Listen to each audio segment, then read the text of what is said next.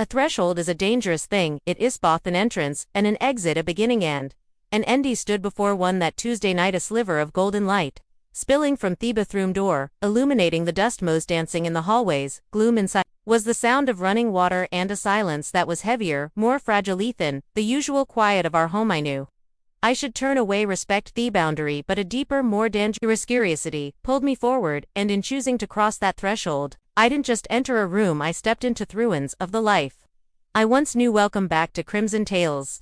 We are archivists of those moments, the pivot points where a single choice changes everything forever. The support of this community is what allows us to keep unearthing these stories. A staggering 90% of our viewers are not yet subscribed. If these tales of human complexity resonate with you, please take a moment to hit that subscribe button, turn on notification. Sure, support is our lifeblood node. Listen closely, because the story I entered that bathroom, and what he chose to do once inside is a journey into the intricate and often terrifying landscape of desire and control.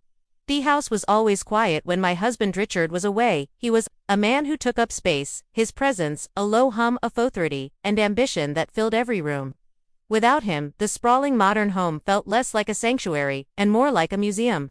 Beautiful, sterile, and silent. It was just me and Ethan. His son Ethan had outgrown boyhood but had not yet settled comfortably into the skin of a man at 22. He possessed a quiet, almost dissident confidence, a constant shadow, oft towering father he could never quite measure up. Tofter, I dropped my briefcase by the door and kicked off the heels that were instruments of torture disguised as footwear.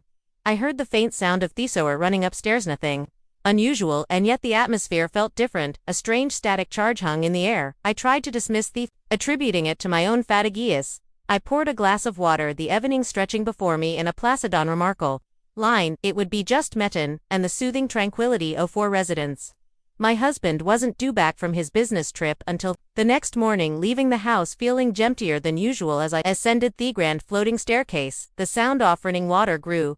Luderi saw that the bathroom door at the end of the hall was ajar. My initial thought was that a pipe had burst, a practical concern, but curiosity, a far more primal impulse, compelled me to take a seemingly innocuous peek. What I saw made me freeze. Through the narrow aperture I saw Ethan at the sink. The shower had stopped.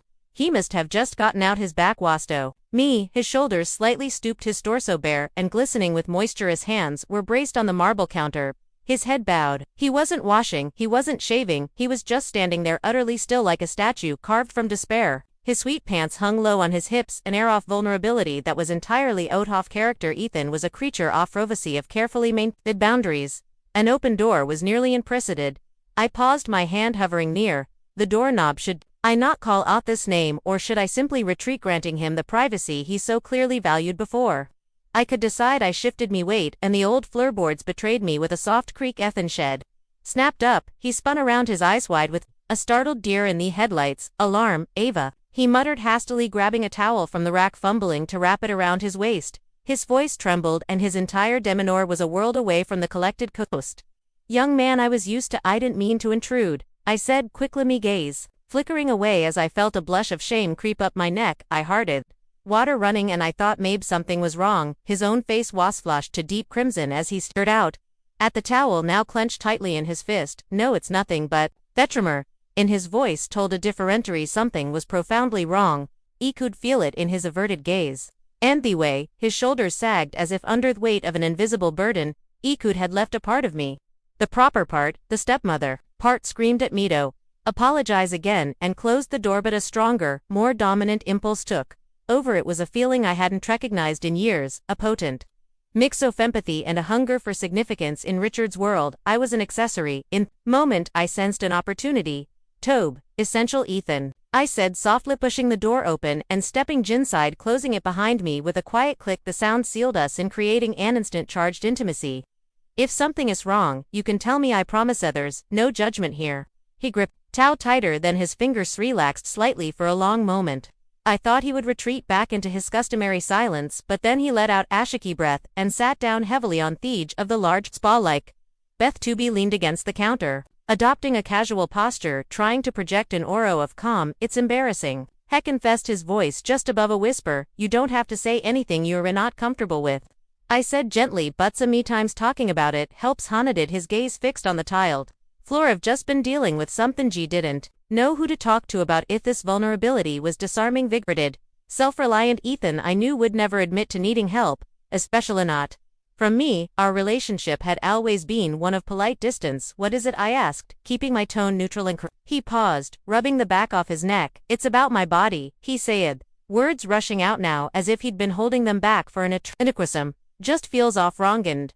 I don't know if it's something to be worried about, or if I'm just over everything. A wave off compassion, genuine and sharp, washed over, but beneath it was something else, a mething colder, a thrill. It takes a load of courage to even say that much. I said, choosing my words with surgical precision. Not Alan. Everyone has questions like that at some point. It's a good thing you're paying attention to your healthy. Paused, letting the silence hang for a beat. Do you want some help figuring it out? He looked up at me. Then his expression, a tangled knot of relief and uncertainty. I wouldn't want to impose its no imposition at all, I replied, offering what I hoped was a warm, comforting smile. You can figure this out together. As Hester did to talk, the initial suffocatingorquers began to dissipate, replaced by a strange clinical intimusia spoke in fragmented sentences.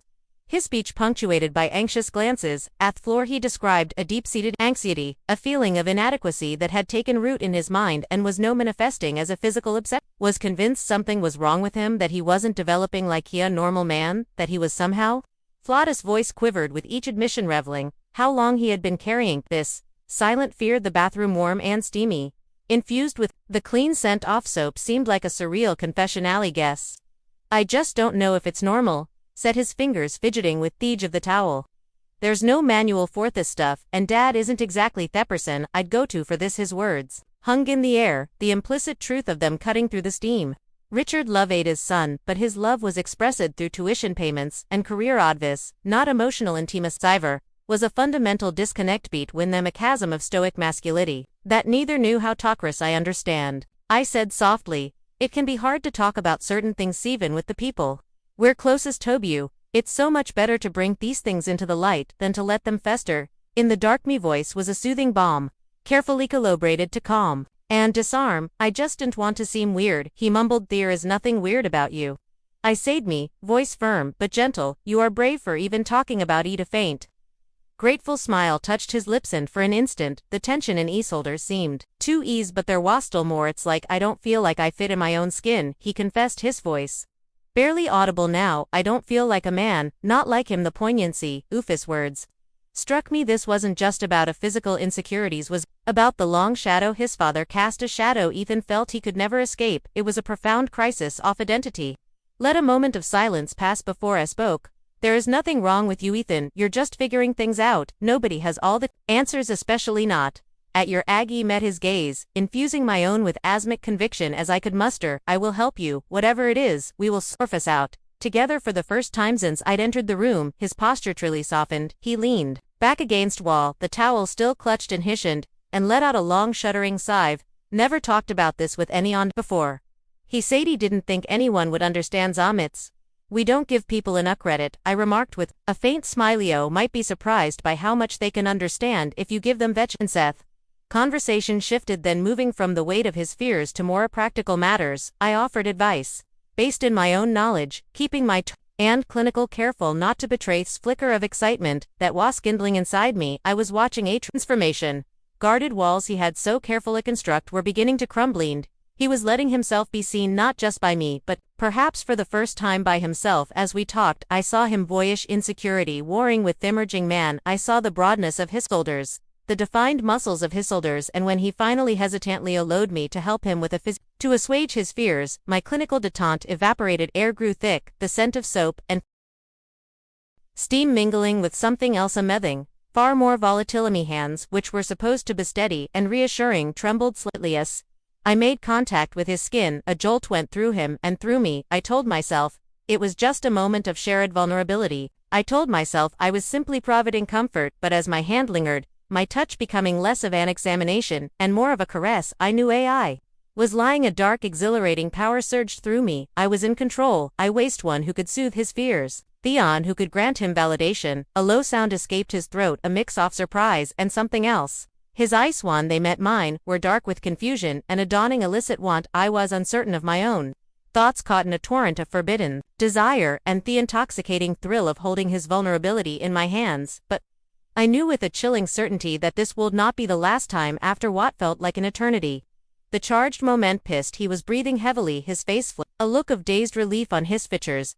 The conversation tapered off. Crushing tension, replaced by a fragilely humming tranquility. "Thank you," he said softly, his voice. I never thought I'd be able to talk to anyone about that. I smiled, my own heart beating a frantic rhythm against my ribs. I reached out and squeezed his shoulder. "I'm glad you did," I said, "and remember, you can always come to me about anything. I'm here for you." He nodded, his eye shining with unshed tears as I finalized the bathroom, closing the door on the steamy, intimate world we had created. I felt a strange and unsettling mix of emotion. Sure was relief, yes, that I had been able to help him, but there was also a deep, coiling unease, a sense that this was not an end but a beginning, that his struggles were deeper than he had let on, and that I had just willingly stepped into the center of his storm. The house was quiet again, but the silence was now. It was no longer empty, it was filled with our secrecy. Made myself a cup of tea, but my hands were shaking. I had promised to support them, but as I lay awake in bed that night, staring at the ceiling, I was forced to confront a terrifying question. Had I helped him, or had I simply taken his vulnerability and twisted it into something for myself? Phony thing was certain, the events of that night were just the first tremor. The earthquake was still to come in the ensuing days. A fragile, almost palpable tension settled over the house. Outwardly everything was normal, but beneath the surface, a new and dangerous current was flowing between us. Ethan had become more reclusive again, but it was a different kind of withdrawal. It wasn't the cold distancementness of the far. This felt like a retreat inward, as if he were trying to process what had happened, to make sense of the boundary we had so casually obliterated. I saw him watching at dinner. His gaze would flicker towards me before quickly dropping back to his plate, a faint blush coloring his cheeks. I tried to act normally, to be the caring, supportive stepmother, but I was succulently aware of the secret that now lived between us, a living breath and entity in the quiet of our home. It was a source of profound guilt, but also, to me, a source of a dark, thrilling power. After Richard returned, cheerful and oblivious, I noticed Ethan's behavior became even more strained. He was quieter than ever, his eyes frequently drifting toward me, filled with an only to dart away the moment he noticed the unspoken thing between us was growing, taking up all the air in the room. One day after Richard had left for work, I was alone in the kitchen when Ethan appeared in the doorway. Heshfeld his feet, his posture. "Radio Tingorston tea, can we talk?" he asked, his voice barely a whisper. My heart began to flutter in my chest. I set down the knife I was using and turned to face him. "Fully, of course, Ethan. Wits on your mind?" He hesitated, a war clearly raging within him. "I've been feeling weird since the other night," he began, his gaze fixed on the floor. "I can't really explain it, it's just this feeling. No, you can tell me anything," I said softly, stepping closer. "I'm here." Heffinally looked at me, his eyes raw with vulnerability. "Don't know what's wrong with me, Hesset," his voice thick with doubt. I think I might have developed feelings for you." Rushed the last words, as if saying them in quickly would lessen their impact, but they landed in the quiet kitchen like a dead. "No, it's crazy, it's wrong, but after you helped me, I can't stop thinking about it." His confession left me momentarily speechless. This was not about a health concern anymore, this was anything else entirely. My mind raced. This was the moment to fix it, to gently but firmly re-establish the boundaries, to guide him back to safe Tito B. The adult Logan, I said, my voice trembling slightly. "Thank you for telling me. It takes incredibly courage to be that honest." He paused, searching for the right word. "Schwat, your feeling is complicated, confused, and you're attaching these intense emotions to me because I was there for you in a vulnerable moment. Your feelings are valid, but we have to be careful. I can't be what you think Yowant right now." He looked at me, his lips trembling, his expression one of mingled hope and despair. He was expecting rejection and ordered to retreat, and in thought moment watching him stand there, so broken and so beautiful, so complete, under my spell, something inside me snapped. The carefully constructed fake-a-duff, the responsible adult, crumbled into dust. Was I fighting this exhilarating, terrifying feeling of being wanted, of being powerful in this space? Of a single damning heartbeat, I made my choice. I closed the distance between us, wrapped my arms around his neck, and kissed him for a moment. He was stiff with shock, but then he melted into it, returning the kiss with a desperate tipped-up hunger that mirrored my own. A bum of pure desire, suppressed for years, detonated between us. When I finally peeled away, we were both breathless. I whispered, though I wasn't serious at all. "That was confusing." "No," he breathed, his eyes alight with a fire I had ignited. "That was right." I smiled, a slow, triumphant smile. I led him from Thekachin, my hand in his, and in the quiet off that afternoon, with the ghost of his father miles away, I finished what I had started in the bathroom later. There was a long silence, the gravity of what we had done settling around us. He lay there, a look of dazed wonder on his face. Thank you, he murmured. Think I needed that. It's my pleasure, I sighed softly, my heart a tangle of conflicting emotions. I watched him head upstairs, a lightness to his step that hadn't been there before. I couldn't escape the feeling that this was a crucial pivot, a moment that could lead to some kind of twisted healing or to a catastrophe far more intricate and devastating than either of us could imagine. The days that followed unfolded in a strange silent accord. He was still quiet, but it was a different silence. No, it was the quiet of a shared secret, a conspiratorial bond, but I could see a new weight on him, the burden of an expression. He was only just beginning to understand. He had sought to ease his anxieties, but instead I had given him a far heavier to carry. I had told him I would help him find his way instead. I had led him deeper into the woods, to a place from which neither of us might ever find our way out. Our journey together was only just beginning. If you thought that story was shocking, the rabbit hole goes deeper. Have another confession for you right here that's even more unbelievable. But before we dive into that, if you appreciate stories that aren't afraid to explore the shadows, make sure y'all subscribe to Crimson Tales and tell Maine the comments in that moment in Thekachin. What would you have, son?